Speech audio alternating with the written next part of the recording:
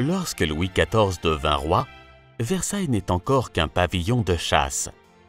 Les travaux d'agrandissement commencent en 1661. Au départ, Versailles sert lors des fêtes somptueuses, le Louvre étant encore la résidence royale. En 1682, Versailles devient la résidence officielle de la cour.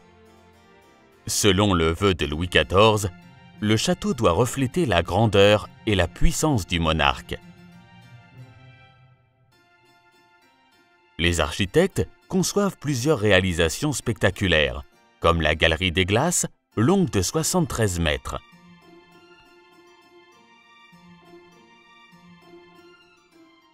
Dans la chapelle royale, tous les matins, à 10 heures, la cour assistait à la messe du roi. Celle-ci se tenait à la tribune royale, entourée de sa famille. La chapelle était dédiée à Saint-Louis. Au premier étage du château se trouvent les appartements privés de la reine et du roi. La chambre de la reine, Marie-Antoinette, est la pièce principale où la reine se tenait le plus souvent.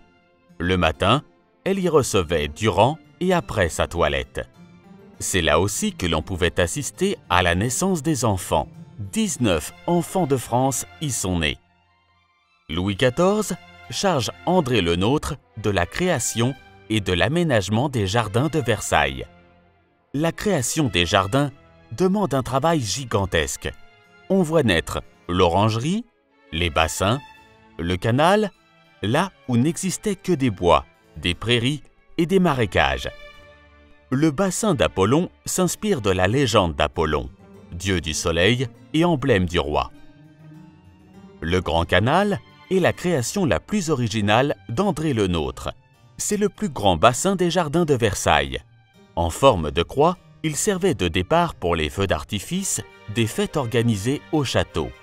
Les travaux durent 11 ans. Le Grand Canal, long de 1670 mètres, a été le cadre de nombreuses fêtes nautiques et de nombreuses embarcations y naviguaient, comme des gondoles vénitiennes. Le bassin de Latone raconte l'enfance d'Apollon, le dieu soleil. De nombreux jeux d'eau agrémentent le bassin. Le chantier du jardin dure 40 ans et a occupé jusqu'à 30 000 ouvriers.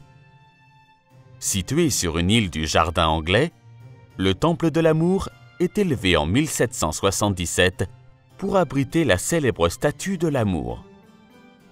Le Grand Trianon a été construit pour permettre à Louis XIV de fuir les fastes de la cour. C'est sans doute l'ensemble de bâtiments le plus raffiné de tout le domaine de Versailles. Les jardins de Versailles ont été un lieu d'expérimentation et de recherche scientifique. Passionné de botanique, le roi fait créer un jardin expérimental qui regroupe près de 4000 variétés de plantes. Il devient l'un des plus célèbres jardins botaniques d'Europe. La symbolique du soleil, emblème du souverain, est partout présente. En effet, Louis XIV se fait appeler le roi soleil. Versailles est à son époque un des plus beaux palais d'Europe et sert de modèle à de nombreuses demeures royales, dont le palais de Schönbrunn en Autriche et la Reggia de Caserta en Italie.